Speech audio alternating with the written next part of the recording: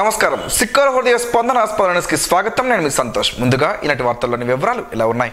ఎన్నడూ లేని శ్రీకాకుళం అభివృద్ధిని రానున్న రోజులలో చూస్తారని, నగరాలకు ధీటుగా గ్రామాలను కూడా అభివృద్ధి చేస్తామని శ్రీకాకుళం నియోజకవర్గ శాసనసభ్యులు గుండు శంకర్ గురువారం అన్నారు. సుపరిపాలన తొలి అడుగులో భాగంగా గార మండలం వత్సవలస పంచాయతీ, శ్రీరామవానిపేట, కట్టువానిపేట, పేర్లవానిపేట, మొగడాలపాడు గ్రామాలలో ఇంటింటికి వెళ్లి ఇప్పటి వరకు కూటమి ప్రభుత్వం చేసిన అభివృద్ధిని వివరిస్తూ గ్రామాలలో చేయవలసిన పనులను పరిశీలించారు. అనంతరం గ్రామాలలో ఉండే సమస్యలను, ప్రజా సమస్యలను అడిగి ప్రభుత్వం అందజేస్తున్న సంక్షేమ పథకాలు అందరికీ అందుతున్నాయో లేదో తెలుసుకున్నారు. ఈ సందర్భంగా మాట్లాడుతూ ప్రతి గ్రామాన్ని అభివృద్ధి చేస్తామని, ఎటువంటి సమస్యనైనా ఎప్పుడైనా ఎక్కడైనా నాకు తెలియజేస్తే సమస్య పరిష్కారం అయ్యే విధంగా చూస్తారని తెలిపారు. గ్రామాలు పరిశుభ్రంగా ఉంచుకుంటే మన ఆరోగ్యాలు బాగుంటాయని, ఇంట్లో వ్యర్థాలను బయట గాని కాలువలలో గాని వేయకుండా గ్రామ పరిధిలో పంచాయతీ సిబ్బంది అమర్చిన చెత్తబుట్టల్లో వేయాలని, అప్పుడే సుందర గ్రామంగా చూడవచ్చన్నారు. ఈ కార్యక్రమంలో తెలుగుదేశం పార్టీ జిల్లా అధ్యక్షులు కలమటి వెంకటరమణ, టీడీపీ గార మండల అధ్యక్ష బృందం, మండల టీడీపీ నాయకులు, గ్రామ పంచాయతీ అధికారులు, టీడీపీ కార్యకర్తలు, గ్రామ ప్రజలు పాల్గొన్నారు. ప్రధాన సమస్యలు మనకి రెవెన్యూ సమస్య, అలాగే నీటి సమస్య, అలాగే కరెంటు సమస్య ఉంది. అలాగే ఈ బీచ్ కు రోడ్డు వేయమన్నారు. శ్మశానం ఒకటి మనం అది బాగు చేసుకోవాలి. అలాగే పేర్లవానిపేట బీచ్ కు రోడ్డు వేయాలి. అలాగే అక్కడ కూడా రైతులు కరెంటు కనెక్షన్ లేవు, అది కూడా దృష్టి పెడతాం. ఆమదాలపాడు ఏరియాలో లో వోల్టేజ్ సమస్య ఉంది, అది కూడా దృష్టి పెడతాం. ఇవన్నీ కూడా నేను బాధ్యత తీసుకుంటాం. ఇప్పటికే ఈ పంచాయతీకి దాదాపు 70-80 లక్షలు సీసీ రోడ్లు వేయడం జరిగింది. అలాగే 3 ఫేజ్ పవర్ కూడా ఇక్కడ ఇవ్వడం జరిగింది. ఈ ప్రభుత్వం వచ్చిన తర్వాత కొన్ని మోటార్స్ ఇచ్చాం. రేపు కూడా మళ్ళీ మిగతా ఏ 3 ఫేజ్ ఉందో అది కూడా వచ్చి ఇప్పుడు ఏడీ గారికి చెప్పాను, చేస్తారు. మీ అందరికీ అన్ని ప్రాబ్లమ్స్ సాల్వ్ చేస్తాను. దీన్ని పర్యాటక కేంద్రంగా తీర్చిదిద్దడానికి నేను, రామ్మోహన్ నాయుడు గారు పూర్తి బాధ్యత తీసుకుంటామని తెలియజేస్తూ, అలాగే శ్రీకృష్ణ జన్మాష్టమి వేడుకల్లో భాగంగా ఈరోజు స్థానిక 80 అడుగుల రోడ్డులోని ప్రైవేట్ ఫంక్షన్ హాల్లో ఇస్కాన్ మందిర ఆధ్వర్యాన ఇంటర్ స్కూల్ చిల్డ్రన్ కాంపిటీషన్ నిర్వహించారు. ఈ పోటీలకు వివిధ పాఠశాలల నుంచి విద్యార్థులు హాజరయ్యారు. మనకు ఏ జీవనం అవసరం, ఏ విషయాలు ప్రకృతిలో మీకు కృష్ణుని గుర్తు చేస్తాయి అనే అంశాలపై వ్యాసరచన పోటీలను నిర్వాహకులు నిర్వహించారు. ఈ పోటీలో గెలుపొందిన విజేతలకు ఆగస్టు 17వ తేదీన ఆలయంలో ఇవ్వనున్నట్లు నిర్వాహకులు తెలిపారు. హుద్హుద్దేళ్ల విషయంలో శంకుస్థాపన నుంచి ఎంతో కష్టపడి గ్రామస్తులందరికీ న్యాయం జరిగేలా చూశానని టీడీపీ నాయకులు, మాజీ సర్పంచ్ సోరాడ అప్పన్న తెలిపారు. ఈ మేరకు కుందువానిపేటలో ఆయన మీడియాతో మాట్లాడారు. గ్రామస్తులందరికీ పార్టీలకు అతీతంగా న్యాయం చేశామని, ఇది చూసి ఓర్వలేక రాజకీయాలు చేస్తున్నారని, తనపై బురద జల్లే కార్యక్రమాలు చేస్తున్నారని ఆవేదన వ్యక్తం చేశారు. స్థానికులు స్వచ్ఛందంగా డబ్బులు ఇవ్వడం జరిగిందని, ఆ డబ్బులు తన సొంతానికి వాడుకోలేదని, ఇళ్ల నిర్మాణానికి ముందు స్థలాన్ని బాగు చేయడం, అలాగే డీడీలు కట్టే కార్యక్రమాలు చేశానని, లెక్క అంతా పారదర్శకంగా ఉందని, ఎప్పటికీ ప్రజల సొమ్ముకు పూర్తి లెక్కలు ఉన్నాయని వాటి వివరాలను తెలియజేశారు. సమావేశంలోని స్థానికులు మాట్లాడుతూ సోరాడ అప్పన్న అందరికీ సమన్యాయం చేశారని, ప్రజలుగా తాము స్వచ్ఛందంగా డబ్బులు ఇచ్చామని, ఈ విషయంలో తమకు ఎలాంటి ఫిర్యాదులు లేవని చెప్పారు. ఒకే కుటుంబంలో 65 మందికి ఇల్లులు ఇచ్చారంటూ చేస్తున్న ప్రచారంలో వాస్తవం లేదని, ఒకే ఇంటి పేరున్న వారంతా ఒకే కుటుంబ వారికి చెందిన వారంటే ఎలా అని వారంతా ప్రశ్నించారు. విద్యుత్ స్మార్ట్ మీటర్లు వద్దు, ట్రూ అప్ ఛార్జీలు రద్దు చేయాలని కోరుతూ ఆగస్టు 5వ తేదీన విద్యుత్ సబ్స్టేషన్ కార్యాలయాల వద్ద నిర్వహించనున్న ధర్నాలను జయప్రదం చేయాలని వామపక్ష నాయకులు పిలుపునిచ్చారు. స్థానిక సుందరయ్య భవన్ సిపిఎం కార్యాలయంలో విద్యుత్ భారాలకు వ్యతిరేకంగా స్మార్ట్ మీటర్ల రద్దు చేయాలని కోరుతూ రౌండ్ టేబుల్ సమావేశం జరిగింది. ఈ సమావేశంలో సిపిఎం పార్టీ జిల్లా కార్యదర్శి డి గోవిందరావు, సిపిఐ జిల్లా కార్యదర్శి Chapara Venkataramana, CPI ML new democracy జిల్లా కార్యదర్శి తాండ్ర ప్రకాష్ మాట్లాడారు. ఎన్నికలకు ముందు స్మార్ట్ మీటర్లు బద్దలు కొట్టండి అని యువగలం పాదయాత్రలో లోకేష్ పిలుపు ఇచ్చారని, అధికారంలోకి వచ్చిన తర్వాత ఆదాని స్మార్ట్ మీటర్లు బిగించడం మోసం కాదా అని వారు ప్రశ్నించారు. స్మార్ట్ మీటర్ల ద్వారా ప్రజలను తీవ్రంగా దోపిడీ చేయడానికి పూనుకుంటున్నారని విమర్శించారు. టైమ్ ఆఫ్ ది డే విధానం పేరుతో గంటకు రీడింగ్ తీయవచ్చునని, పగలు ఒక రేటు, రాత్రికి ఒక రేటు, చలికాలం ఒక రేటు, వేసవికాలం ఒక రేటు, సాయంత్రం 6 గంటల నుండి 10 గంటల వరకు మరొక రేటు ఉంటుందని వారు తెలిపారు.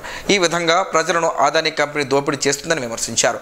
ఇప్పటికే పెరిగిన విద్యుత్ బిల్లులతో సామాన్య ప్రజలు గగ్గోలు పెడుతున్నారని, ఎన్నికలకు ముందు తెలుగుదేశం కూటమి కరెంట్ ఛార్జీలు పెంచబోమని, బాధుడు ఆపుతామని అధికారంలోకి వచ్చిన టీడీపీ కూటమి ప్రజలను మోసం చేసిందని విమర్శించారు.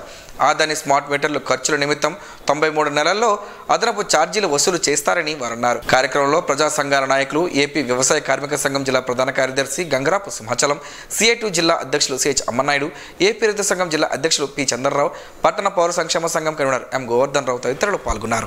కేబుల్ టీవీ రంగంలో కార్పొరేట్ కంపెనీలు ప్రవేశించడం వల్ల గ్రామీణ పట్టణ ప్రాంతాల్లో త్వరలో కేబుల్ ఆపరేటర్స్ కనుమరుగు కావడం ఖాయమని శ్రీకాకుళం జిల్లా cable operators joint action committee ప్రతినిధులు ఆరోపించారు. గురువారం శ్రీకాకుళం నగరంలో cable operators joint action committee ఆధ్వర్యంలో కేబుల్ రంగాన్ని రక్షించండి, కాపాడండి అంటూ నినాదాలు చేస్తూ నిరసన ప్రదర్శన చేపట్టారు. ప్రభుత్వాలు కేబుల్ రంగాన్ని ఒక సంక్షేమ పథకాల స్థాయిలో గుర్తించాలని, జీఎస్టీ 18% విధించడం వలన కేబుల్ వినియోగదారులపై పెనుభారం పడుతుందని, తక్షణమే వాణిజ్య పన్నుల శాఖ అధికారులు స్పందించి సేవా రంగంగా గుర్తించి జీఎస్టీ 18% నుండి 5% తగ్గించాలని డిమాండ్ చేశారు. కేబుల్ రంగాన్ని కార్పొరేటర్స్కు ఇవ్వకుండా పాత విధానాన్ని అమలు చేయాలని కోరారు. ఎన్సీఎఫ్ పెనువారం అవుతుందని, అన్ని టెలివిజన్ ఛానల్స్ తక్కువ ధరకే ప్యాక్ పెట్టి ఇవ్వాలని కోరారు. రేయింబవళ్లు విద్యుత్ ఉద్యోగుల తరహాలో లైన్స్ మీద పనిచేసే కేబుల్ టీవీ ఆపరేటర్స్కు ఇన్స్టెంట్ సౌకర్యం వర్తింప చేయాలని డిమాండ్ చేశారు. అనంతరం స్థానిక ఎంఎస్ఓలకు వినతి పత్రం అందజేసి తమకు న్యాయం చేయాలని కోరారు. ఈ కార్యక్రమంలో JAC chairman Miriyala Sriram, JAC action committee chairman Narayana Rao, Srikakulam rural JAC నాయకుడు ఎన్ గిరి, మార్పు పాపారావు, బుచ్చిరాజు, రాంబాబు, అంపోల్ కిషోర్, తుప్పట్ల శ్రీను, జయరాం, దాలిరాజు తదితరులు పాల్గొన్నారు. కుందువానిపేటలోని హుద్దుహుద్ ఇళ్ల పంపిణీలో అధికార పార్టీ నాయకులు అన్యాయానికి పాల్పడ్డారని ఆరోపిస్తూ ఈరోజు ఆ ఇళ్ల వద్ద స్థానిక సర్పంచ్తో కలిసి గ్రామస్తులు నిరసన కార్యక్రమాన్ని చేపట్టారు. ఈ సందర్భంగా స్థానికులు పెద్ద ఎత్తున ఆ ప్రాంతానికి చేరుకుని తమకు అన్యాయం చేశారంటూ ఆరోపిస్తూ ప్రభుత్వం న్యాయం చేయాలని డిమాండ్ చేశారు. అలాగే తమకు న్యాయం చేయాలని కోరుతూ పలు నినాదాలు చేశారు. సర్పంచ్ సోరడ సూర్యం మాట్లాడుతూ హుద్హుద్ ఇళ్ల పంపిణీలో అధికార పక్ష నాయకులు పక్షపాతానికి పాల్పడ్డారంటూ ఆరోపించారు. గతంలో వైసీపీ హయాంలో పార్టీలకు అతీతంగా ఇళ్ల పంపిణీ కార్యక్రమాన్ని నిర్వహించినట్లు గుర్తు చేశారు. ఒకే కుటుంబానికి 65 ఇళ్లు ఇచ్చారంటూ ప్రధానంగా ఆరోపించారు. ఈ విషయంలో ప్రభుత్వం జోక్యం చేసుకుని క్షేత్రస్థాయిలో విచారణ జరిపి వాస్తవాలను తెలుసుకుని స్థానికులకు న్యాయం చేయాలని వారంతా కోరారు. ప్రభుత్వం కక్షపూరితంగా రాష్ట్రంలో 9260 మంది ఎండియు ఆపరేటర్లను తొలగించిందని ఎండియు ఆపరేటర్ల సంఘం రాష్ట్ర అధ్యక్షులు కిషోర్, రాష్ట్ర గౌరవ అధ్యక్షులు రౌతు సూర్యనారాయణలు ఆరోపించారు. విజయవాడ ప్రెస్ క్లబ్లో గురువారం ఎండియు ఆపరేటర్ల సంఘం ప్రతినిధులతో కలిసి నిర్వహించిన విలేకరుల సమావేశంలో సూర్యనారాయణ మాట్లాడుతూ మంత్రి నాదెండ్ల మనోహర్ ఎండియు ఆపరేటర్ను ఉద్దేశించి రేషన్ మాఫియా జరిగిందని చెప్పడం దారుణం అన్నారు. ఇటువంటి వ్యాఖ్యల వల్ల తమ మనోభావాలు దెబ్బతింటున్నాయని ఆవేదన వ్యక్తం చేశారు. రాజకీయాల్లో 40 సంవత్సరాల సుదీర్ఘ అనుభవం కలిగిన నారా చంద్రబాబు నాయుడు కూడా మా గురించి తప్పుగా మాట్లాడుతుండడం తమకు తీవ్ర మనోవేదన గురి చేస్తుందని పేర్కొన్నారు. ఎండియు ఆపరేటర్లపై బురద జల్లుతూ చంద్రబాబు, నాదెండ్ల మనోహర్ తమ ఉనికిని చాటుకునేందుకు ప్రయత్నిస్తున్నారని ఎద్దేవా చేశారు. 18,500 కుటుంబాలను రోడ్డున పడేసి ప్రజల్లో తీవ్ర వ్యతిరేకతను మూట కట్టుకున్నారని తెలిపారు. రేషన్ మాఫియా చేశారంటూ ఎండియు ఆపరేటర్లను తొలగించామని, దీనివలన ప్రభుత్వానికి 300 కోట్ల ఆదాయం మిగిలిందని చెప్పడం సిగ్గుమాలిన చర్యగా అభివర్ణించారు. యోగాంధ్ర పేరుతో ఒక్క రోజులోనే 350 కోట్లను మీ ప్రభుత్వం స్వాహా చేసిందని పేర్కొన్నారు. తాము వైసీపీ కార్యకర్తమని, జగన్ అనుచరులమని పేర్కొనడం ఎంతవరకు సబబని ప్రశ్నించారు. మా హక్కుతో సాధించుకున్న వాహనాలు అవి అని, వాహనాలను కేంద్ర ప్రభుత్వం ఇచ్చిందని, వాటిని తిరిగి మాకే ఇచ్చామని చెప్పడం ఎంతవరకు న్యాయమని ప్రశ్నించారు. సమావేశంలో ఆంధ్రప్రదేశ్ రాష్ట్ర ఎండియు ఆపరేటర్స్ ప్రతినిధులు చుండూరు సాంబశివరావు, సతీష్, సుధాకర్ రెడ్డి, వెంకట్ దేవ సహాయం, పురుషోత్తం తదితరులు పాల్గొన్నారు. పేదరిక నిర్మూలన లక్ష్యంగా రాష్ట్ర ప్రభుత్వం ప్రతిష్టాత్మకంగా చేపట్టిన P4 కార్యక్రమం విజయవంతం చేయాలని జిల్లా కలెక్టర్ స్వప్నధన్కర్ పొన్కర్ తెలిపారు. స్వర్ణాంధ్ర విజన్ 2047లో భాగంగా జిల్లాలో చేపట్టిన ఈ కార్యక్రమంపై కలెక్టర్ కార్యాలయంలో బుధవారం జరిగిన శిక్షణా సదస్సులో ఆయన మాట్లాడారు. రాష్ట్ర ప్రణాళిక సంఘం కన్సల్టెంట్ బి బలరాం బంగారు కుటుంబాల ఎంపిక, దత్తత విధానాలపై అధికారులకు సవివరంగా వివరించారు. జిల్లాలో ఇప్పటి వరకు గుర్తించిన 75,566 బంగారు కుటుంబాల్లో కేవలం 9,494 కుటుంబాలు మాత్రమే దత్తతకు ఎంపికయ్యాయని కలెక్టర్ వెల్లడించారు. పలాస, జి సిగడాములలో దత్తత శాతం చాలా తక్కువగా ఉండగా మెలియాపుటిలో 100%, శ్రీకాకుళంలో 94.98% పురోగతి నమోదైందని తెలిపారు. ఆగస్టు 15 నాటికి దత్తత ప్రక్రియ పూర్తి కావాలని ఆయా అధికారులకు స్పష్టం చేశారు. డేటా ఎంట్రీలో తప్పులు ఉండరాదని, కొన్ని మండలాల్లో మార్గదర్శకుల గుర్తింపు ఆలస్యం అవుతుండడంపై కలెక్టర్ అసంతృప్తి వ్యక్తం చేశారు. బంగారు కుటుంబాల తుది జాబితా తయారీకి జూలై 18 నుంచి 25లోగా గ్రామ వార్డు సభలు నిర్వహించనున్నట్లు కలెక్టర్ తెలిపారు. ఈ జాబితాను సచివాలయ సిబ్బంది ఆధ్వర్యంలో పరిశీలించి అవసరమైతే కొత్త కుటుంబాలను చేర్చనున్నారని పేర్కొన్నారు. ఆగస్టు 15 నాటికి తుది జాబితాలో ఉన్న కుటుంబాలను మార్గదర్శకులు దత్తత తీసుకోవాల్సి ఉంటుందని ఆయన స్పష్టం చేశారు. బంగారు కుటుంబాలను ఆర్థికం, విద్య, వైద్యం, మౌలిక సదుపాయాల పరంగా అభివృద్ధి చేయాలన్నదే ప్రభుత్వం ఉద్దేశమని కలెక్టర్ పేర్కొన్నారు.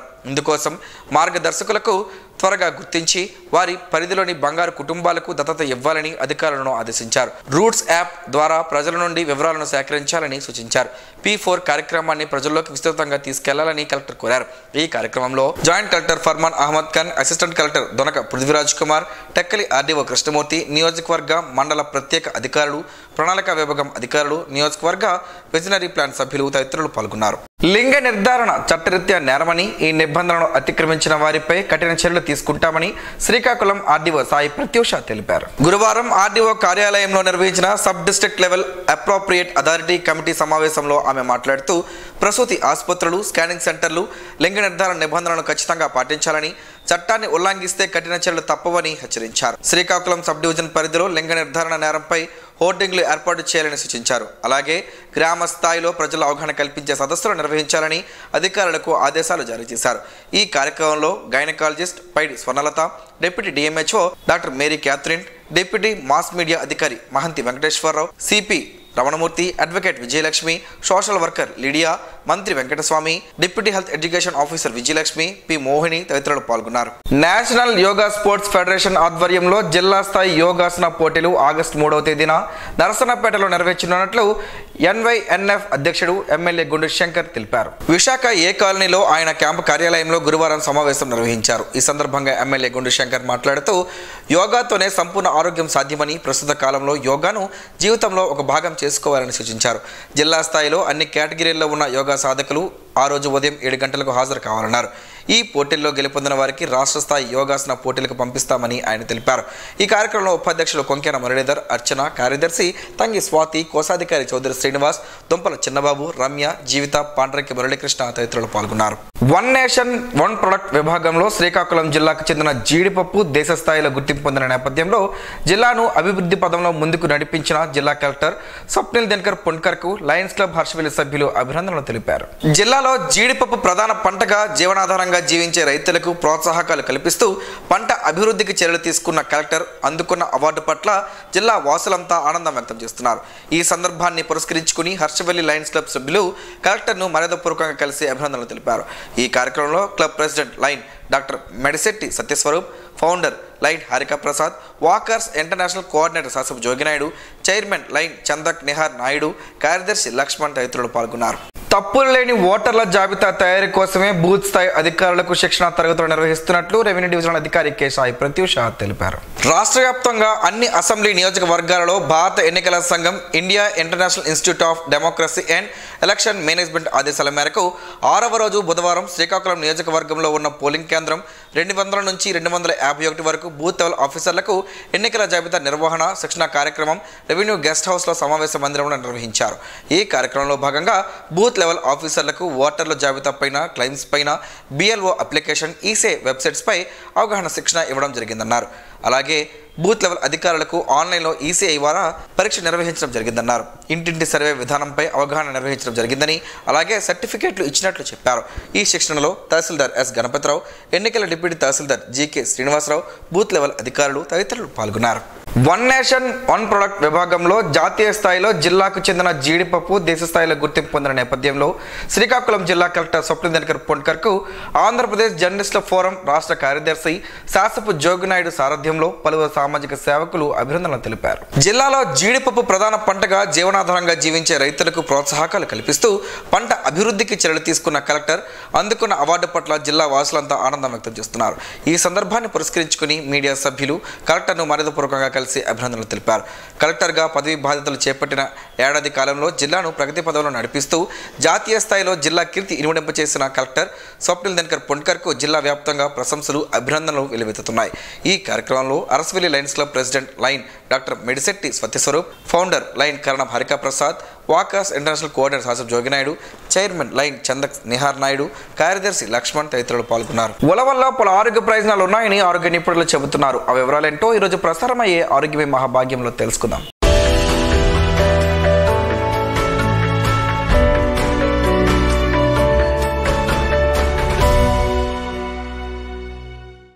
ఉలవల గురించి గురించి మన దేశంలో తెలియని వారు ఉన్నారు. ఉలవలు అంటే మన తెలుగు వారికి అమితమైన ఇష్టం. వీటితో కాచుకునే చారు రుచి ఒకసారి చూస్తే దాన్ని జీవితంలో విడిచిపెట్టరు.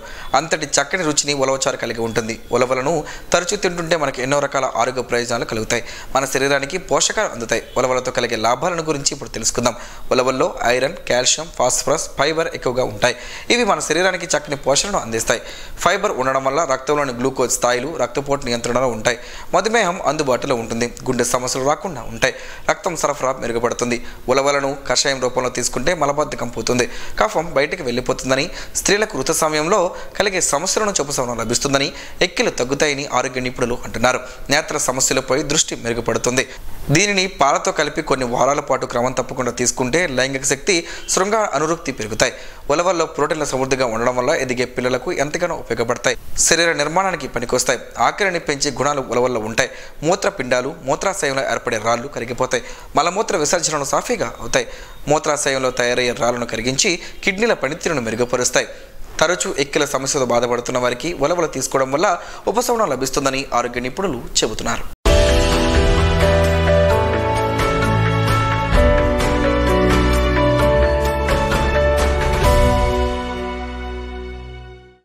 ఈరోజు వార్తల్లో ఒక మంచి మాటను విందాం, ఆచరిద్దాం. సమాజ శ్రేయస్సును కాంక్షించే మహనీయుల మాటల్లోంచి ఈరోజు. జీవనం గమనం గమ్యం. ఋషి చింతన.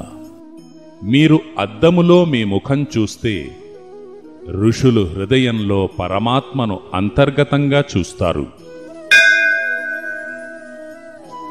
చేతులతో చేసిన వారు చరిత్రలోనే మిగులుతారు. బుద్ధితో తపించేవారు సమాజంలో మసలుతారు. హృదయంలో నింపినవారు లోకంలో నిండుతారు. ఓం శ్రీ గాయత్ర్యై నమః. స్పందన ప్రేక్షకుల కోసం స్పందన న్యూస్ని ఇప్పుడు యూట్యూబ్లో అందుబాటులో ఉంచడమైంది. SDV స్పేస్ స్పందన అని టైప్ చేసి వీక్షకులు తమ అనుకూలమైన సమయంలో న్యూస్ని వీక్షించగలరు. ఈ వార్తలు ఇంతటితో సమాప్తం. మరలా ప్రసారం అయ్యే స్పందన న్యూస్లో కలుసుకుందాం. అంతవరకు సెలవు. నమస్కారం. మీ మాటే మా బాట.